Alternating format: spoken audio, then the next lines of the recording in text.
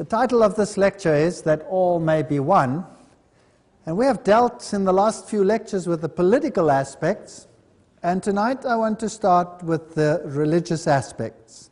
The Vatican II meetings.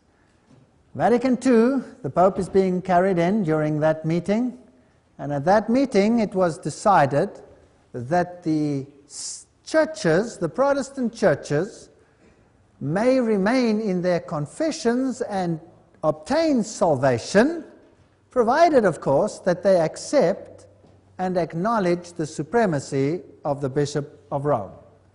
Now, after Vatican II, it was Karl Rahner, the Jesuit. It's strange how they keep popping up. I know I'm saying this frequently, but it's just a fact. He was the one who was commissioned to take this message to the world that everyone could remain in their confession, provided they acknowledged the supremacy of the Bishop of Rome. And I've already dealt with this, but I'm going to go into a little bit more detail now. Paul Nitter, who was held a position at Xavier University, Cincinnati, where he's professor of theology. He studied under Karl Rahner, and he wrote this book, No Other Name. And in this book, No Other Name, he writes certain interesting things. He has a commentary on it. It's interesting that they have this little humanist man over there on the book, tells us it's humanism.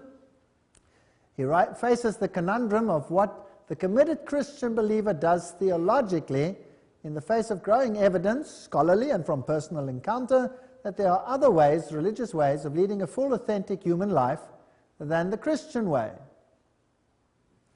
Are you beginning to see something? Can a person be saved? Definition: that is, come to live a truly human life by some other name than that of Jesus Christ. Hello, let me just recap there. To be saved means to live a truly human life. Is that correct theology? This is a professor of theology, and this book is prescribed in virtually all seminaries of theology in the entire world. Nitter's answer is one can be saved by some other name, and then he proceeds to show how this affirmation can be squared theologically with full Christian commitment. This is first-rate creative theology. That's the only sentence I agree with.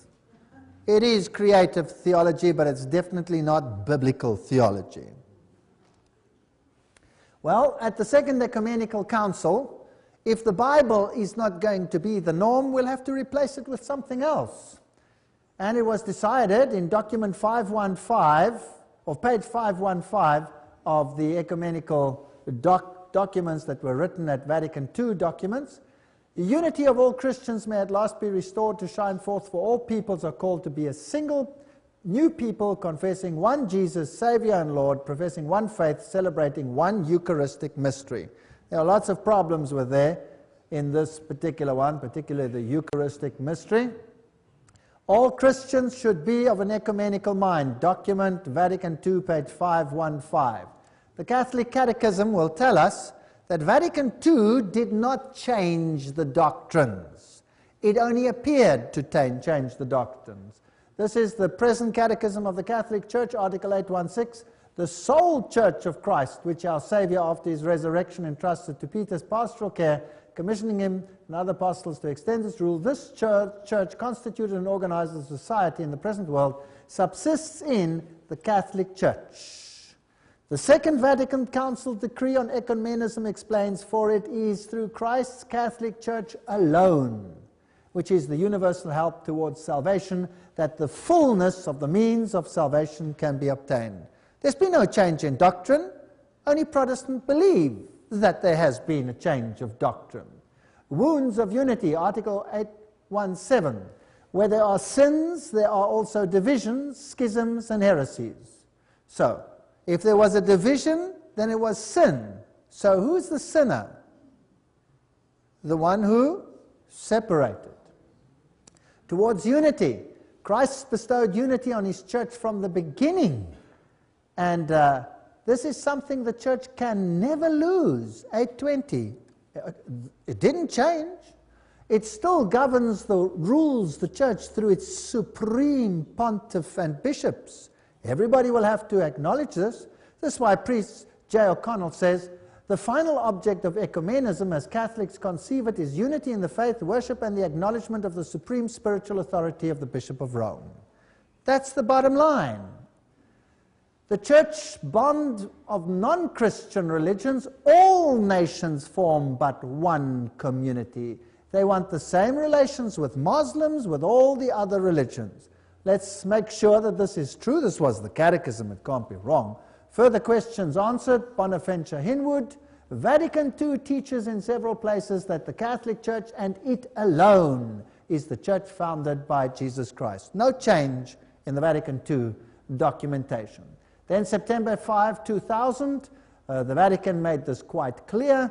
The churches examined the Vatican statement. 36-page statement said other Christian communities, such as Anglicans and other Protestants, are not churches in the proper sense. Canon David Oliver, minister of St. Thomas Anglican Church, says, oh, well, it's okay, whatever. Other churches are not no sisters of ours. The Vatican insists. And remember that Karl Rahner said it must always be clear that the one holy Catholic and Apostolic Universal Church is not the sister but the mother of all the churches. So that's the latest statement, definitive statement, from the highest sources in the Vatican. Vatican II changed nothing. These are some of the comments of the other churches. Churches are stunned by Pope's attack. Protestant churches expressed disappointment, etc. But nothing changed. They were still in the ecumenical movement. The Washington Post said a new Vatican dictum issued today declares that individuals can obtain full salvation from earthly sin only through the spiritual grace of the Catholic Church. There you go. And that other faiths, including Protestant Christian ones, have defects that place their followers in gravely deficient situations. And that includes Muslims, Hindus, Jews, everyone. They have to accept Catholicism as leader. That's what the Vatican teaches. Now, how are you going to do this if the Bible so clearly condemns Catholicism? Well, Vatican and the Sunday, again, the documents, Vatican II, any endeavor must be made to make Sunday a genuine day of joy and worship. We must celebrate the Paschal mystery. It must be the primordial feast day. There must be freedom from work. Shall not have precedence over Sunday. All feasts are important. Then it says the supreme manifestation of this is the Sunday assembly. So again, Vatican II reiterated that Sunday was the day that was to be kept. And they call it the Lord's Day, and in their catechism, Article 2174, they admit that we all gather on the day of the sun, for it is the first day after the Jewish Sabbath. There's no such thing as a Jewish Sabbath. The Sabbath was instituted in Eden long before there was a Jew. Now, Sunday, in Christ's Passover, Sunday fulfills the spiritual truth of the Jewish Sabbath and announces man eternal rest from God. And it comes from tradition. This all stands in their catechism. I'm not going to go into the details. So now, if you're not going to have the Bible as basis, then you better give the people something else. Musical celebration. This is page 83. Vatican documents actively participate more willingly. Format of the celebration and degree of participation should be varied as much as possible. The liturgy. Now, the liturgy is everything that happens in a church beside the sermon. It marvelously increases the church's power to preach Christ. So now, let's put more emphasis on the liturgy and less emphasis on the what? The preaching. And they even call it in some documents the Holy Liturgy. A sign lifted up amongst the nations and to gather the children that are scattered until there is one fold, one shepherd. Of course, that has to be the Pope. How are we going to do this? This is Vatican II, their documentation, document Vatican II, quote, "In all popular devotions, the Psalms will be especially useful, and also works of sacred music drawn from both old and more recent heritage of sacred music, popular religious songs, organ, other instruments, characteristics of a particular people. The participation and celebration should be internal, but must also be external. Internal participation participation by gestures and bodily attitudes, acclamations, responses, and singing. In other words, Vatican II says, let's make the service lively. Let's start moving, let's have some bodily attitudes, let's shake the arms, then it's not so important whether you have your Bible. In fact, it's hard to hold the Bible if your arms are swinging around like cartwheels. How must the songs be? Let's go again to the Catechism. Article 1157, song and music fulfill their function as signs in a manner all the more significant. That's fine, there's nothing wrong with singing. Singing must be beautiful and to the glory of God. But they say that music must be emotional. Quote, Vatican Catechism, how I wept, deeply moved by your hymns, songs and voices that echoed through your church, what emotion I experienced, sounds that flowed in my ears, distilling the truth in my heart, a feeling of devotion surged within me, tears streaming down my face, tears that did me good. So the more tears and the more emotion, the better. Switch the mind off and switch on something else. And so the papacy started using rock groups, and the Pope started singing to ABBA music, and all this sort of stuff started coming into the churches, which was unknown before. This is the Pope's personal little rock band that goes with him sometimes when he travels. These days they've advanced to the more metal groups and all of those. And by 1967, the faculty and students of the Catholic de Kesme University started becoming charismatic. By 1968, the World Council of Churches had Catholics as observers. By 1975, there were observers in Nairobi. By 1975, a mass gathering took place at Rome, and Pope Paul II actually started speaking in tongues. Here it is, Christianity Today, June 6, 1975, bishops, archbishops, cardinals struggling to keep their hats in place, sang and danced in ecstasy, embracing one another, raising their arms to heaven, and Pope Paul VI's address was punctuated with ecstatics. So he started speaking in tongues. Great example for the church.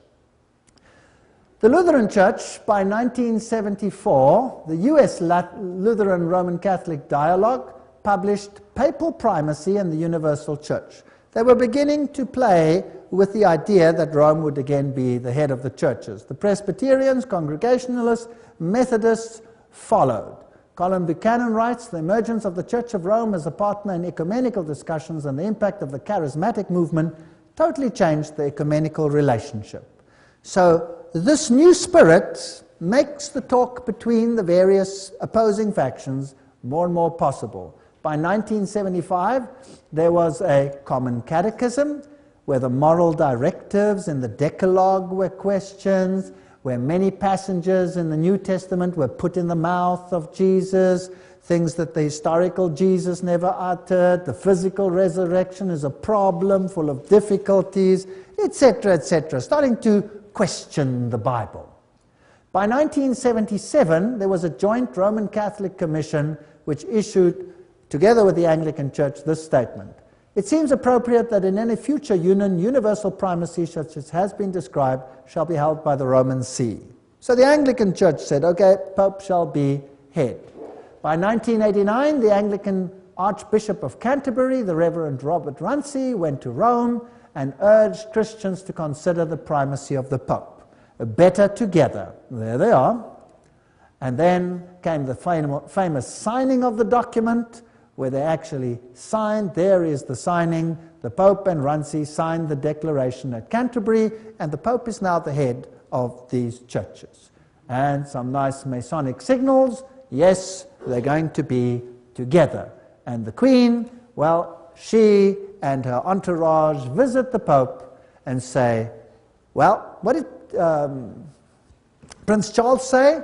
I do not want to longer be the protector of the faith, but just protector of faith.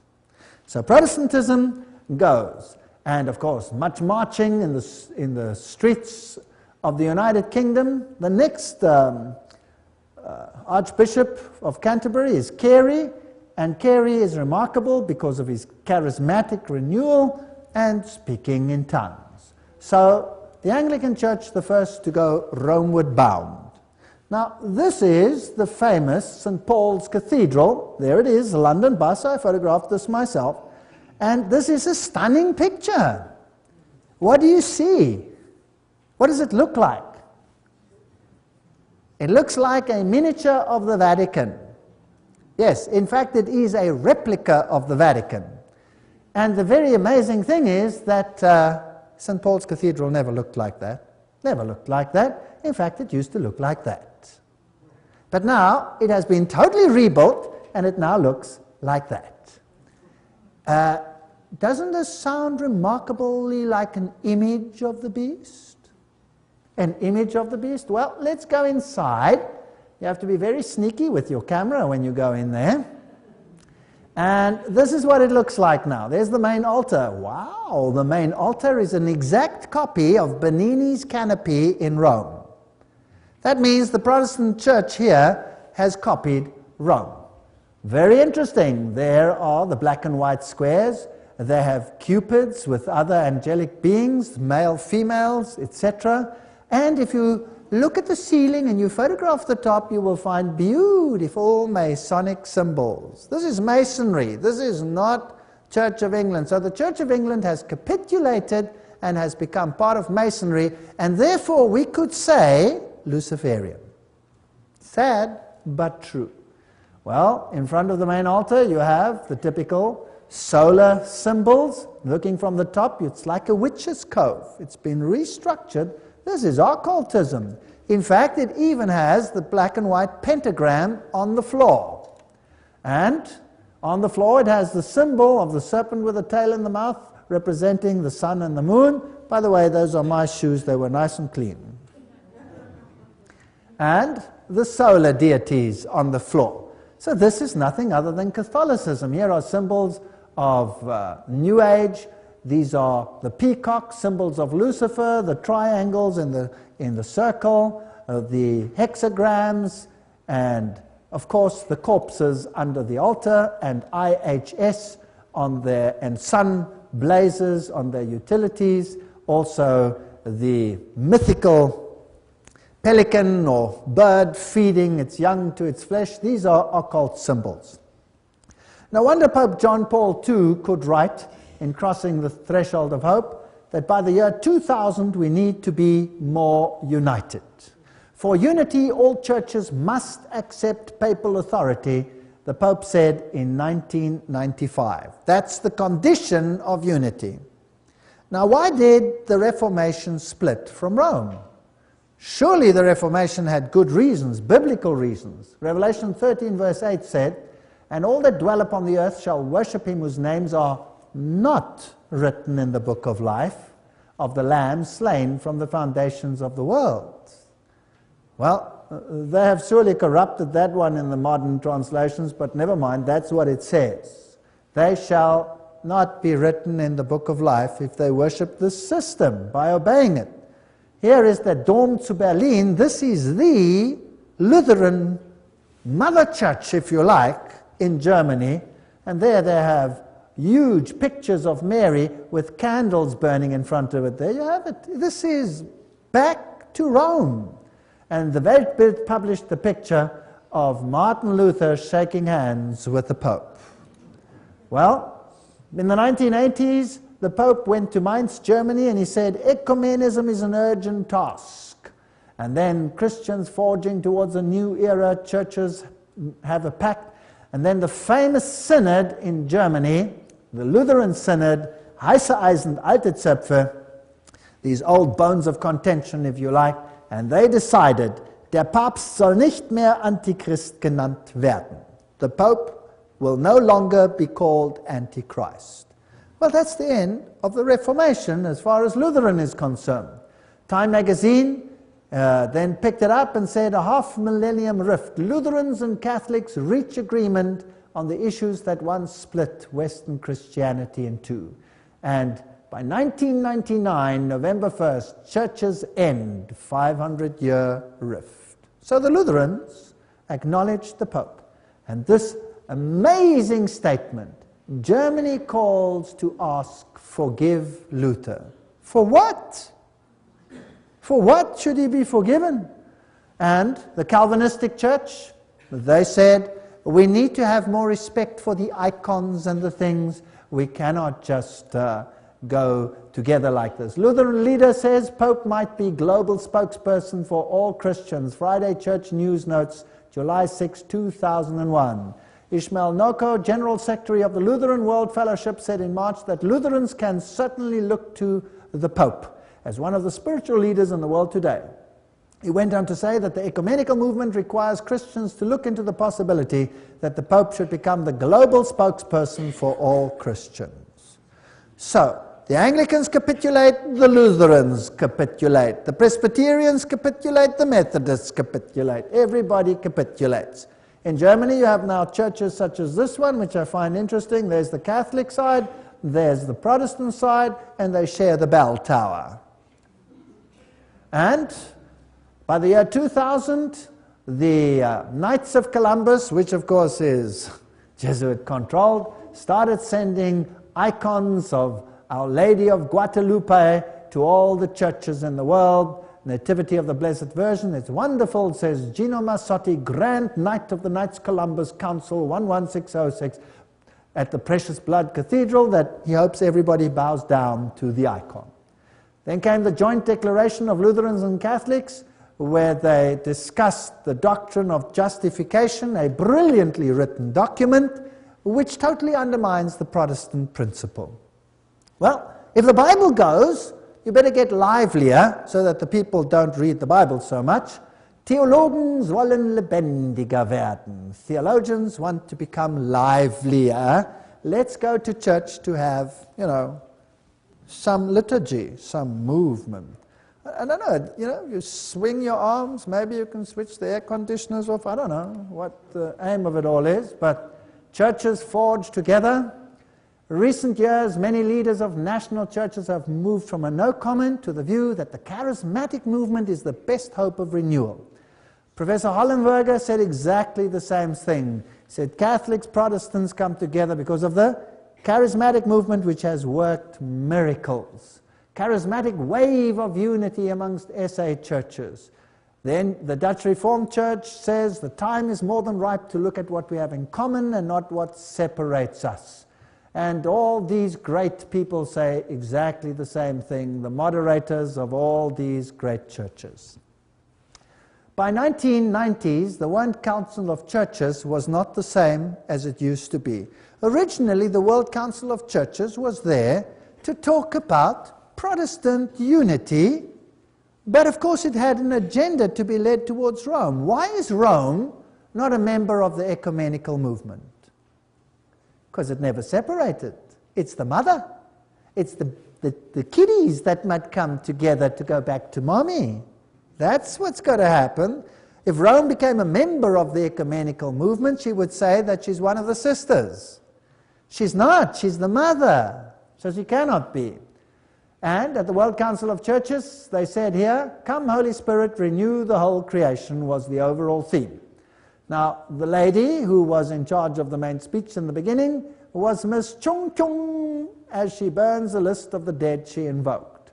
Well, she gave the address. She is now a professor at UTS, and she arrived on the stage dancing with Aboriginal men in loincloths and etc., and then she invoked the dead. She called up Hagar, Uriah, the male babies killed by Herod, Joan of Arc, people killed in the gas chambers, Mahatma Gandhi, Steve Biko, Martin Luther King, and finally she also called up the spirit of our liberator, Jesus Christ. Very nice. And then she burnt the list as a symbol. Now let's look at what happens here. Combining verbal fireworks with a performance by Korean and Aboriginal dancers, Chung rendered a dramatic evocation of a female Holy Spirit. She linked it to Hagar, exploited and abandoned by Abraham and Sarah. I also know that I no longer believe in an omnipotent macho warrior God who rescues all good guys and punishes all bad guys. 18 times Chung summoned the spirit of the dead who have suffered injustices and claimed that without hearing the cries of these spirits, we cannot hear the voice of the Holy Spirit. Don't bother the spirit by calling her all the time. Added Chung, I hope the presence of all our ancestor spirits here with us shall not make you uncomfortable. Well, is this biblical, yes or no? Definitely not. But she is the minister of the biggest Protestant church in Korea, and she is now also professor at UTS. Chung Hyung Kyung was a graduate of the Union Theological Seminary, which I've already told you is Masonic. Chung was professor of Korea's Ewha Women's University, the world's largest university for women with 20,000 students. She said, "The three goddesses I want to share with you are Kali, Hindu, Kuan Yin, Buddhist, and Enna, Philippines. My new trinity." Interesting? She added, "The Christian church has been very patriarchal. That's why we are here together in order to destroy this patriarchal idolatry of Christianity." Okay, so that's the main spokesman at most of the World Council of Churches meetings. She explains, "I came from shamanist Buddhist and Confucius and Taoist and Christian tradition. When I look at our history of religion, we have more than 5,000 years of shamanism, more than 2,000 years of Taoism, almost 2,000 years of Buddhism, 700 years of Confucianism, and only 100 years of Protestantism in Korea. Therefore, whenever I go to the temples, I look to Buddha, I feel so young. Buddha died in his 80s. Jesus died when he was 33. Maybe Jesus should be called too young to understand." Wow.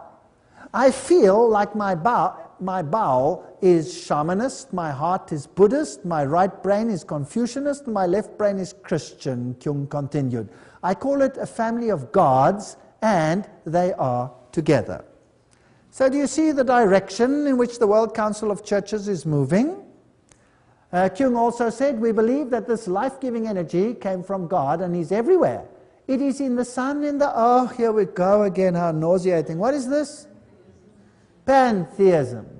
It is from the ground and it isn't from the trees. If you feel very tired and you feel you don't have any energy to give, what do you do? Sit in silence. Maybe you go to a big tree and ask, 'Give me some of your life energy,' or you ask the sun to give you some life energy." Well, is this Christianity, yes or no? No, this is absolutely not Christianity.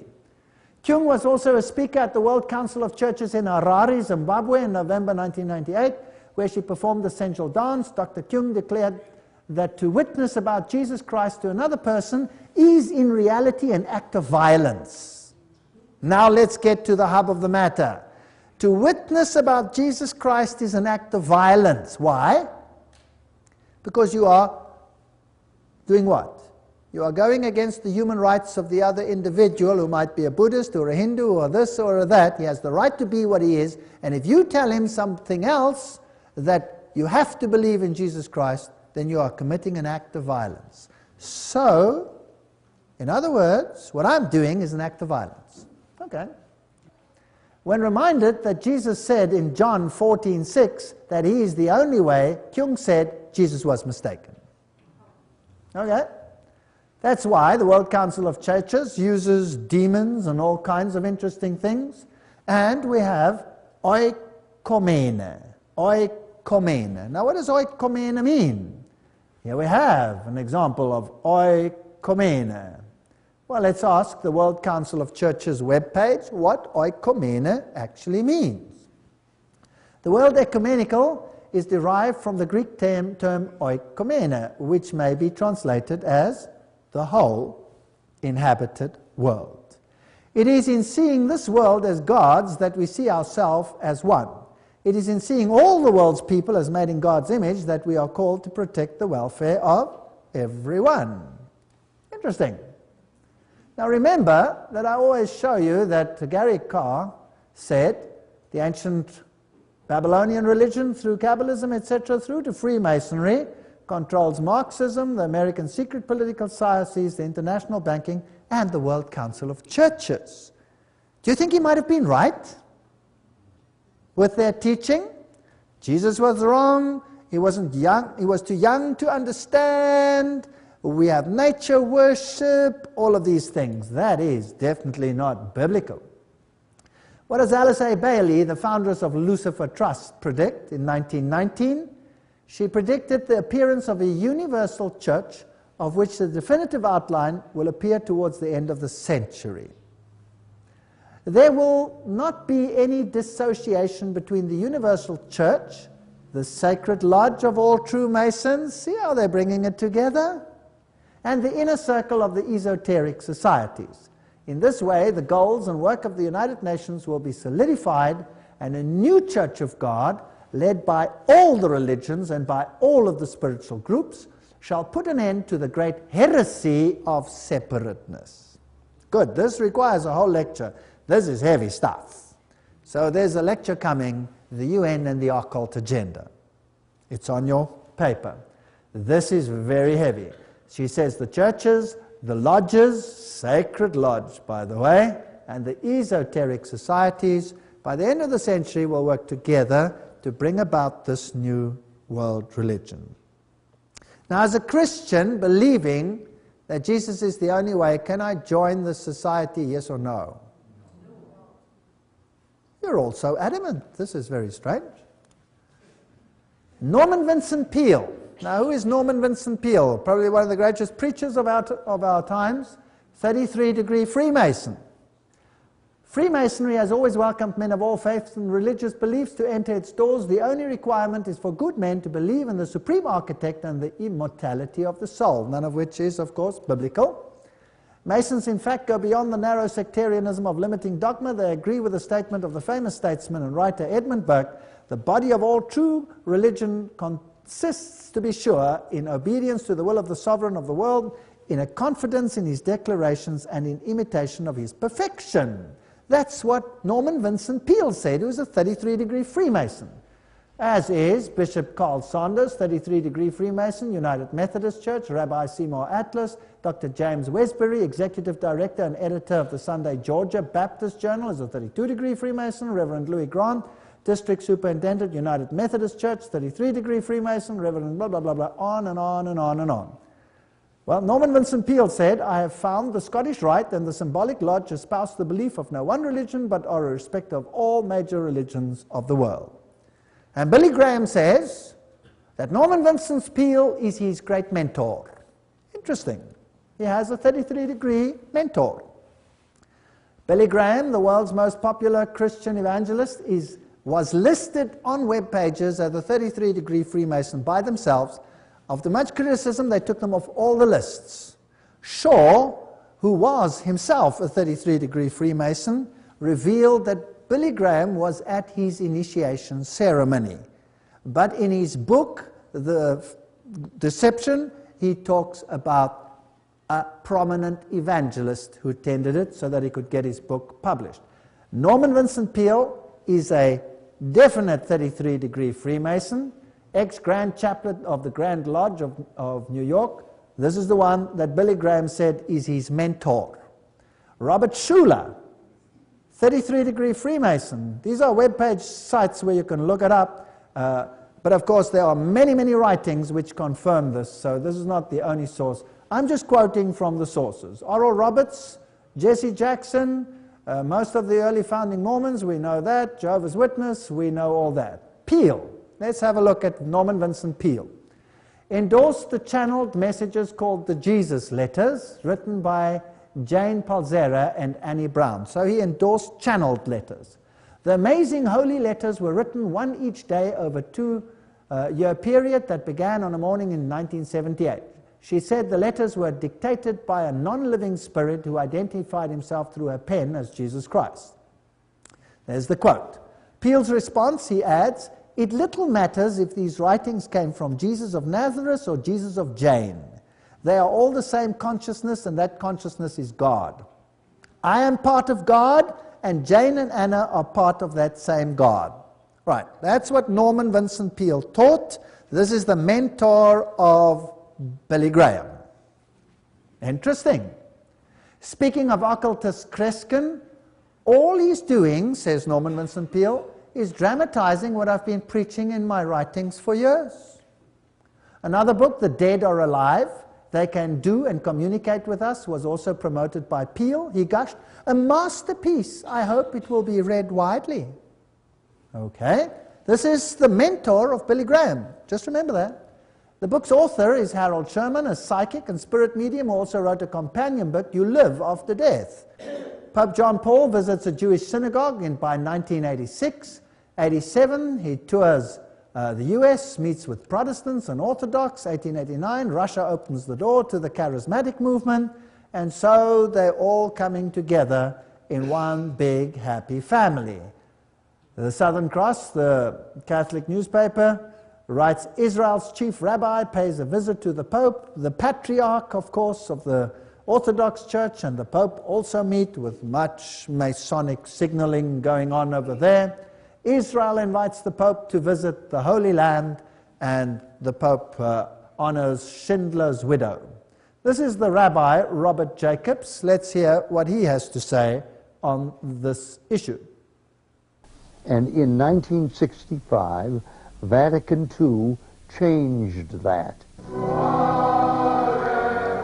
Jacob says the Second Vatican Council marked an historic turnaround for Catholic-Jewish relations. And he says John Paul II has done extraordinary things to show respect for Judaism. He was the first pope to visit a synagogue. No pope in Roman history has ever done what he has done. It gives all Jews a feeling that for the first time in Christian church history, Judaism is appreciated as having its own integrity and is not demeaned. I think it's a tremendous privilege to meet this extraordinary Pope.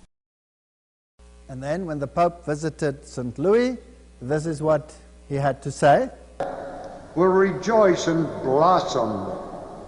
They will blossom with abundant flowers and rejoice with joyful song. That's interesting. Well, here is Alexei, the Russian Patriarch, and there he is with Cardinal Cassidy, and they have much more freedom. This is a signal picture, by the way.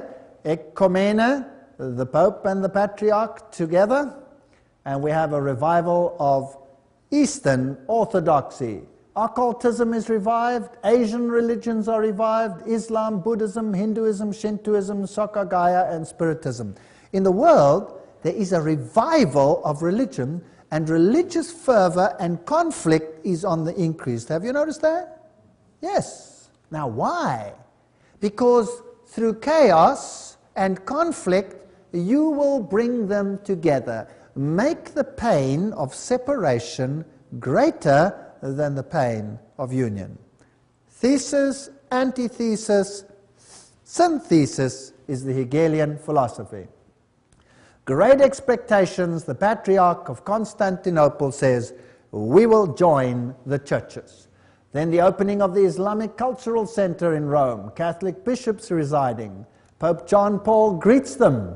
Islam and Catholicism, we've dealt with it in a whole lecture, coming together. The problem is how to bring Judaism, Islam, Christianity all together. These are documents from the Catholic Academy of Trier. Note what they are using over here. What is the symbolism they are using?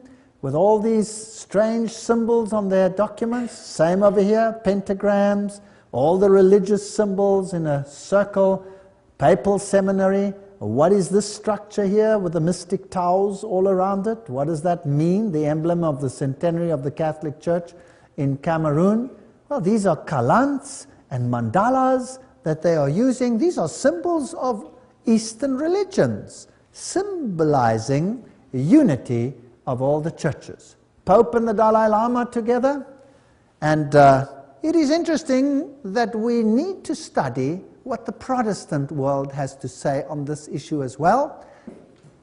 And I would like to show you the great Protestant preachers and what they are actually preaching. Now, Robert Schuller is listed on many, many web pages as a 33-degree Freemason. Well, the proof of the pudding, of course, is always in the eating. He wrote here in the fourth dimension forward, I discovered the reality of that dynamic dimension in prayer that comes through visualization. Don't try to understand it, just start to enjoy it. It's true, it works, I tried it. Now, visualization is the way in which you start visualizing something and it becomes part of your fantasy world. They train little kids to do this. It's an occult technique. It's occultism. Here is his famous cathedral, the Crystal Palace. There he is, this great preacher. By the way, he took the plans of this cathedral and he took them to Rome in order to have them blessed by the Pope. That's very interesting, that Robert Schuller should take these to the Pope to have them blessed. His son is now obviously taking over the ministry as he gets a little bit older. Robert Schuller, quote from Self-Esteem, The New Reformation, he writes, "Classical theology has erred in its insistence that theology be God-centered and not man-centered." That's very interesting. That's spoken like a true Freemason. Wouldn't you agree? Yes. On page 153 he writes, "One classical role of the pulpit in Protestantism has been to preach sermons." Oh, which imply indoctrination more than education. Within this form of communication, there's an inherent intrinsic inclination to intimidate, manipulate, and hence offend the person's most prized quality of humanness, his dignity. Well, that sounds like Vatican II. Let's move to liturgy. Let's have all these wonderful things other than the preaching of the words.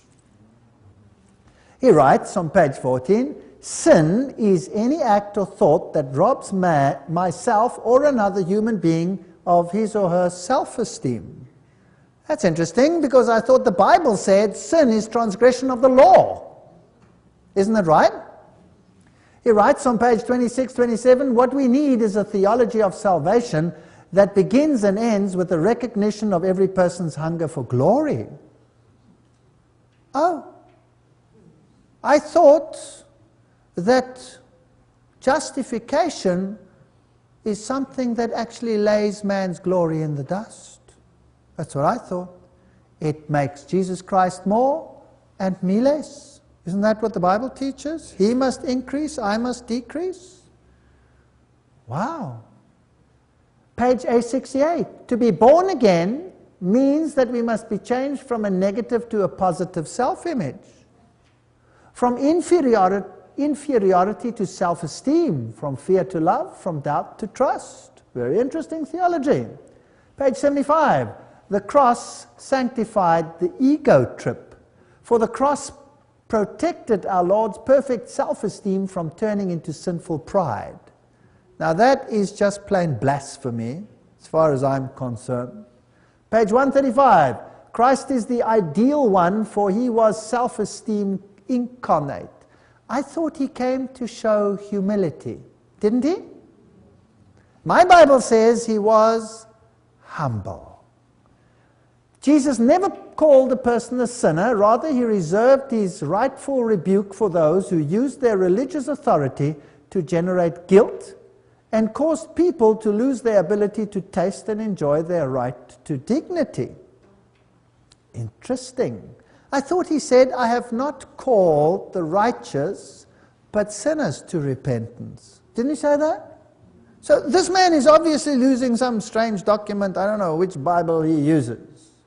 He says, "The church's problem is that it has a God-centered theology for centuries when it needs a man-centered one. We're not bad, merely badly informed about how good we are." Oh, Robert Schuller. That's a fascinating statement. It would be an insult to the integrity of any human being to call him a sinner. I thought when he comes, the Holy Spirit, he will convict us of sin and righteousness and judgment. Jesus knew his worth. His success fed his self-esteem. He suffered the cross just to sanctify his self-esteem. And he bore the cross to sanctify your self-esteem. The cross will sanctify the ego trip. Isn't it pathetic? This man is not a Christian. He's a Mason. Now, remember, when I say Mason, I mean high Mason, because the poor lower grades of Masons know nothing about all of this. High Mason, let me qualify it. Schuller further amplified this latter thought on the Phil Donovan show. Schuller said, Jesus had an ego. He said, I, if I be lifted up, will draw all men unto me. Wow, what an ego trip he was on. That's disgusting. Questioner. This is the questioner to Schuller. How could the cross, as you write, sanctify the ego trip and make us proud in the light of passages that say, I hate pride and arrogance, Proverbs 8:13, pride goes before destruction, Proverbs 16:18, the Lord detests all the proud, Proverbs 16:5, do not be proud, Romans 12:16, love does not boast, it is not proud, 1 Corinthians 13:4. In fact, Paul warns Timothy that in the last days men will be lovers of themselves, 2 Timothy 3:2. Good questioner. I like the questioner already. Why should we do anything to encourage people to become lovers of themselves if Paul in fact warned others that would be the state of godlessness in the last days? Schuller, I hope you don't preach this, because you could do a lot of damage to a lot of beautiful people. If you preach that text, oh man, I sure hope you give it the kind of interpretation that I do. Or I'll tell you, you'll drive them further away, and they'll be madder than hell at you, and they'll turn the Bible off, and they'll switch you off, and they'll turn on the rock music and Madonna. Just because it's in the Bible doesn't mean you should preach it. It is so difficult to preach some of those texts and not come across as lacking humility. See how these people turn it around? Robert Schuller, what sets me apart from fundamentalists is that they are trying to convert everybody to believe how they believe. We know the things the major faiths can agree on. We try to focus on those without offending those who with different viewpoints. There's the quote, USA Today. Schuller said, when we know we have been redeemed and we know we are part of God's family, we are ready to dream that great divine dream of building the kingdom of God in the world. Now, the kingdom of God, I thought, was not of this world. Didn't you think so as well? Robert Schuller said after his Thousands telecast, when he was congratulated by Mother Teresa, she was still alive there, Billy Graham congratulated him, Cyril Scott King, Martin Luther, all the living presidents of the United States, as well as Sammy Davis Jr., who was a Satanist. They all congratulated him. What we need is a positive, to positivize the words that have only a negative connotation. There's no greater damage that can be done than to refer to the lost sinful condition of man. Let me tell you something. If man doesn't realize that he is in a lost sinful condition, then he will never need a Savior, and then he will be lost. We don't think anything has been done in the name of Christ that and under the banner of Christianity that has proved more destructive to human personality and hence counterproductive to the evangelism enterprise than the often crude, uncouth, unchristian strategy of attempting to make people aware of their lost and sinful condition. Well, that's disgusting. Well, he goes further than that. Let's have a look at what it really consists of. The most effective mantras employ the M sound. You can get the feel of it by repeating the words I am, many times over. Transcendental meditation, or TM, is not a religion, nor is it necessarily anti-Christian. Wow, you can chant, I am. What do you think about that? Now you're saying, I'm God. Surely you don't mean that, Mr. Schuller, do you? Methodists, Anglicans, all of them come together. They all begin to believe in life after death. Well, here in Self-Esteem, the New Reformation, Robert Schuller writes, to be born again means that we must be changed from a negative to a positive self-image, from inferiority to self-esteem, from fear to love, from doubt to trust. And we can pray, note what Mr. Schuller says, Dr. Schuller, sorry, our Father in heaven, honorable is our name. Emphasis in the original. What is Robert Schuller saying? He's saying he is God. Is this biblical or is it demonic theology? You tell me. You choose. It's demonic. Who approves of his theology? Who likes his theology? There it says, Discover Your Possibilities, Robert Schuller, Positive Inspirational Guidelines. Who endorses it? Dr. Schuller has an amazing ministry. Dr. Billy Graham.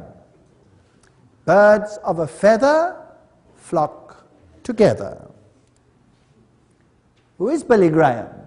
Here he is, one of the greatest preachers of our time, Christian Winter. Here he is with Nixon. When you went into this ministry, politics lost one of its potentially greatest practitioners. Remember that Nixon had a Jesuit speechwriter? Do you remember that? We showed you those quotes. And, you know, if everybody loves you in the world, well, it gets kind of scary. Here he is at Madison Square Gardens. Here he is at the U.S. Capitol during the presentation of the Congressional Gold Medal that he received, with Al Gore sitting there. On receiving honorary doctorate from the Roman Catholic Belmont College, Billy Graham said, "The gospel that founded this college is the same gospel which I preach today." Hello, Billy Graham, I thought you were a Protestant. Why are you preaching Catholicism? And please tell me, why, in all your campaigns, do you have a team of 800 Catholic nuns and Jesuit priests and all kinds of people like that? And why, after you campaign, do you channel them to the Catholic priests to be incorporated in Catholicism? Why do you do that if you are a Protestant? The Religious News Service reported on January 13, 1981, Pope John Paul was closeted for almost 2 hours with the Reverend Billy Graham, the world's best-known Protestant evangelist.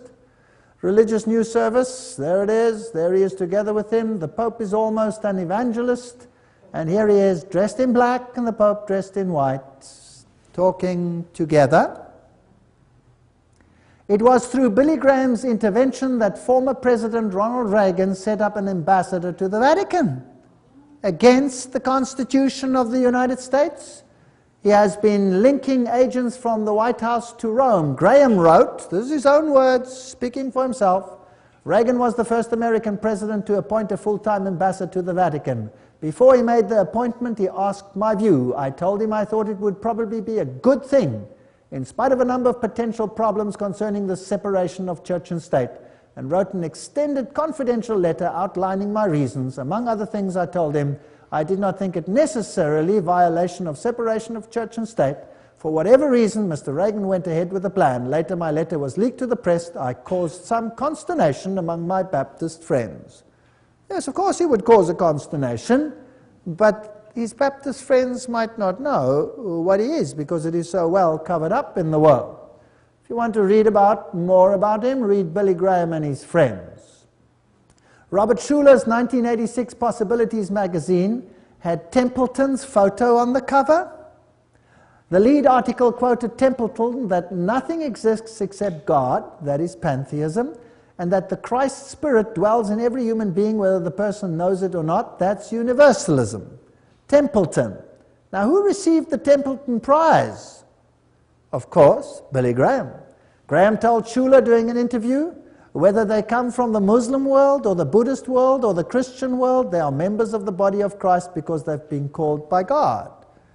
Yes, you can be a member of the body of Christ in any of those religions if you unknowingly do what the law requires because your conscience dictates this, and God overlooks the ignorance of those who do not know.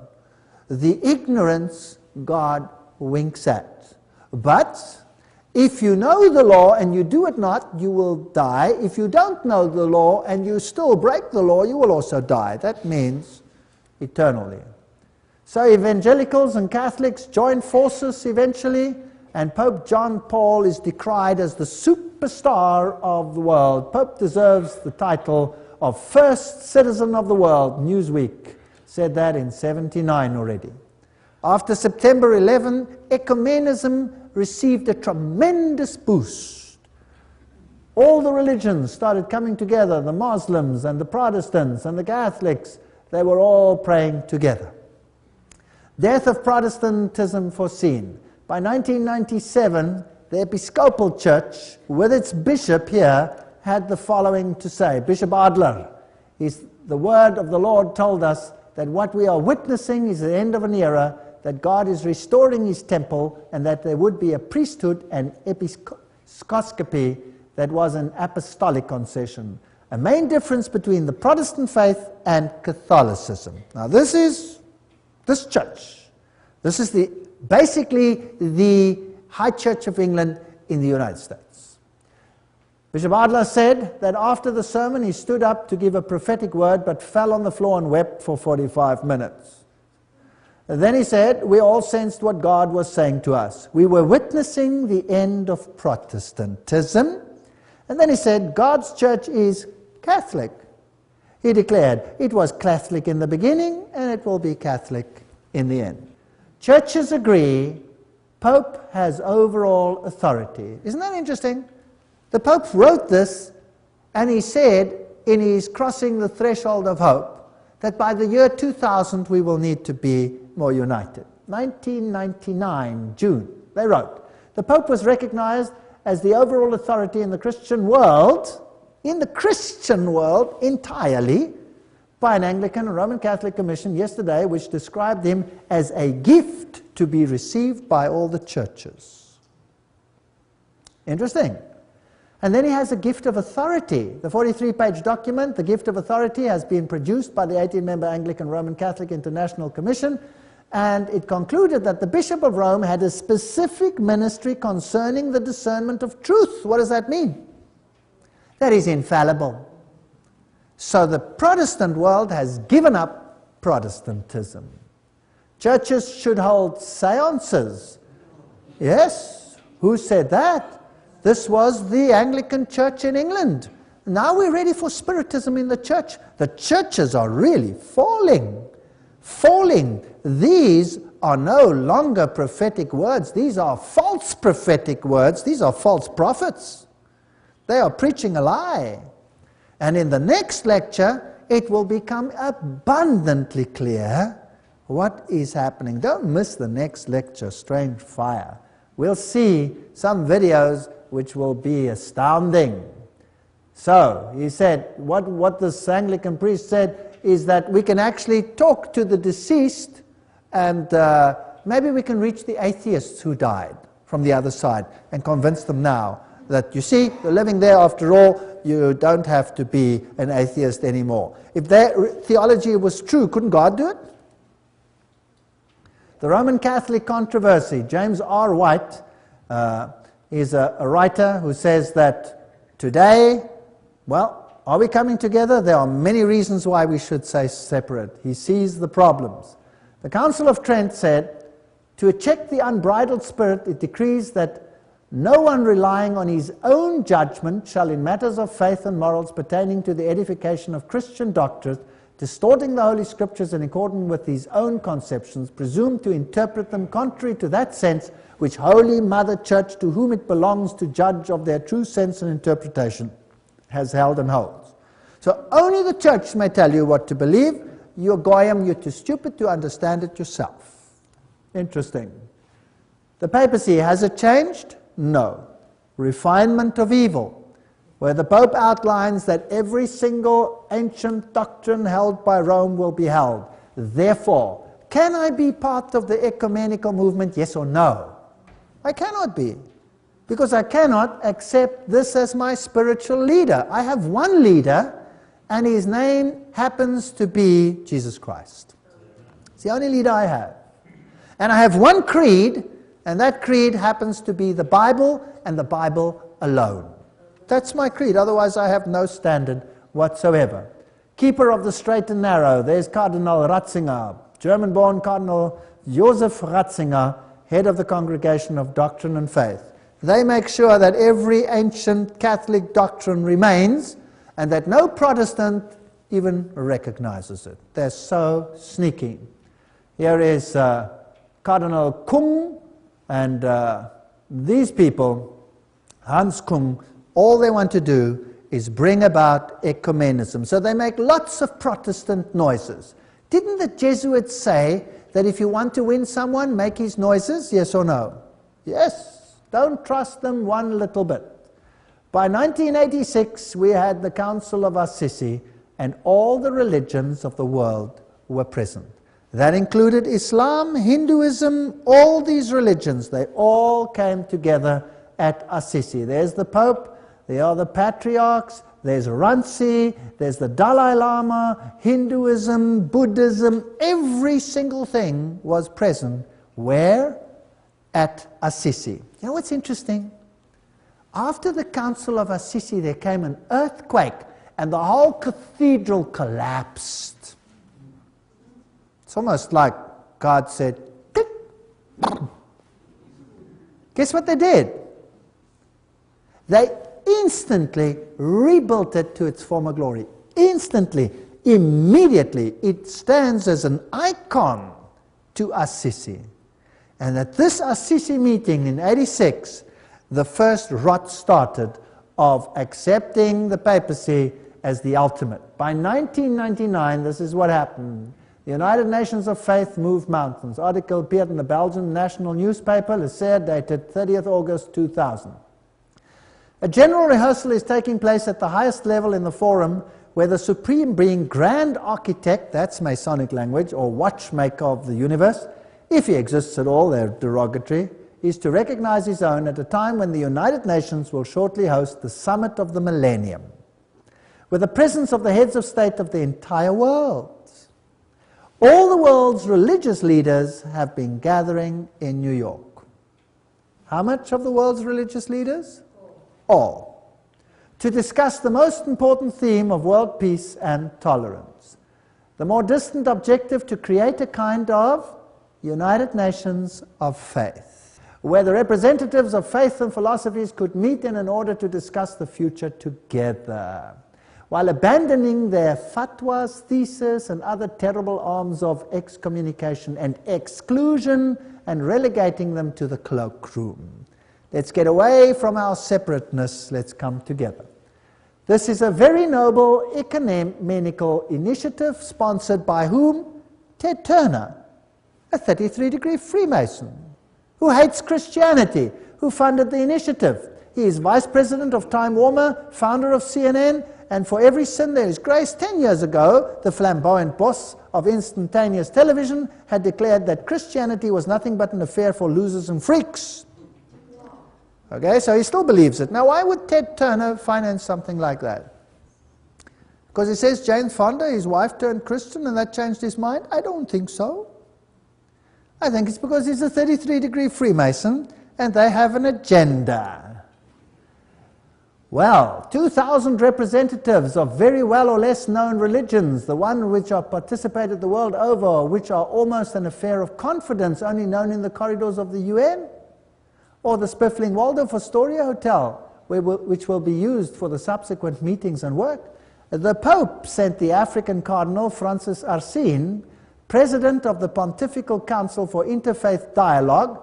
Representing the Jewish faith was the Jewish Rabbi Lau of Jerusalem. The Buddhists were deprived of the presence of the Dalai Lama. This shows that the religion is never far removed from politics. China threatened to boycott the meeting if he went.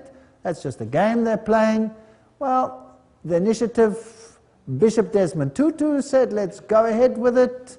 And in the US, and in particular in circles of the UN, this first initiative has been very welcome. Nevertheless, one needs to render to Caesar, or rather, to John Paul II, his Jews. It is indeed thanks to him that the way of reconciliation was started at Assisi in 1985, culminating in that meeting in 1986. Well, the Pope then, May 2001, visited the famous mosque in Damascus. John Paul II made history by becoming the first ever pontiff to enter a mosque and urging Christians and Muslims to forgive each other. That's the mosque, remember, I showed it to you, the famous mosque in Damascus, and we walked through it and had a look at this amazing structure with these people having the same rituals as in Roman Catholicism. And you will remember that we spoke about the head of John the Baptist that is stored in this mosque. So it's significant that the Pope went to that particular mosque to go and seek reconciliation. although reconciliation is just a word for the goyim, the outside, the inside has always been reconciled. And we know already that the Pope then kissed the Quran. So the initiative is to bring all the religions. This is a symbol of the religions dancing together, a symbol of Judaism and Buddhism and Christianity and Hinduism, and all of them coming together in a one great big happy family. This is the title page of Rotarian Bishop Lehmann's document, The World Peace Day, and the emblem of the World Conference of Religions. Hinduism, Buddhism, and finally we have a Parliament of World Religions. Now this Parliament of World Religions is an outcome of the Assisi meeting. And this was their Africa Day. They have the sun symbol in the middle. There are interesting symbols in this. So at this interfaith meeting in 1999, as reported Associated Press, with the Dalai Lama sitting by his right side, October 1999, there was another meeting. In Rome, the Pope presided at a special council of some 2,000 religious leaders of various faiths, sects, and cults. Now I'm going to show you a video of that in a moment, of what happened there. The pontiff told the assembled Buddhist monks, Zoroastrian priests, Catholic cardinals, Hindu gurus, American Indian shaman, Jewish rabbis, and ecumenical clergy, that's all the Protestants that there are, that all must join in condemning who? The Christian fundamentalists. Wow! I thought the problems were elsewhere. But he obviously has an inside tact, so he knows who the real problem people are. It's the Christian fundamentalists. Why? Because they commit the ultimate crime of telling people about who? Jesus. Don't you think there's a total onslaught on Jesus Christ? I believe there is. Christian fundamentalists who abuse speech and whose efforts at converting others incite hatred and violence. Didn't Miss Kung say the same thing, yes or no? She said the same thing at the World Council of Churches. So we want a unity, but please let this unity be on a universal Christ. Just leave Jesus out of this. This is an attack on Jesus Christ. All present were in accord on two key points. Number one, Pope John Paul II was endorsed by consensus as the planet's chief spiritual guide and overseer. That's interesting. And number two, religious fundamentalists who refuse to go along with the global ecumenical movement, that would include me, for example, are to be silenced. So who knows how many times you can still hear this message. They must be denounced as dangerous extremists full of hate. That's why we have hate laws. You're not supposed to preach this message. You're not supposed to preach that Jesus Christ is Lord. Then you are a dangerous extremist full of hate. Well, I figured I better preach it before we can no longer preach it. And that's why I'm here, to tell you about these things. The onslaught is not against me, the onslaught is against the Lord. And he predicted that this was going to happen. Well, let's have a look at this Masonic meeting. You will see 3 candles in this meeting. That's Masonic. They light the solar candles, which are little covered candles, which are used in Hinduism, for example, as solar candles, and in Buddhism and Eastern mysticism.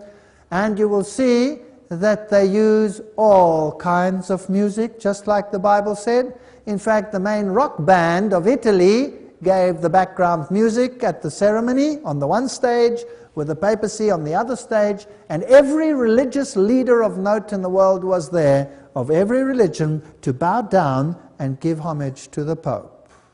Interesting. Let's watch it. Habla conmigo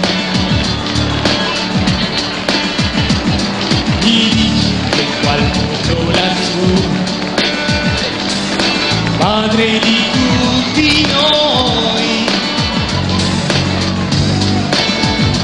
intende quei mani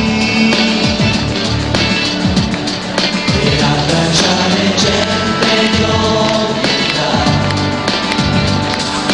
di tutte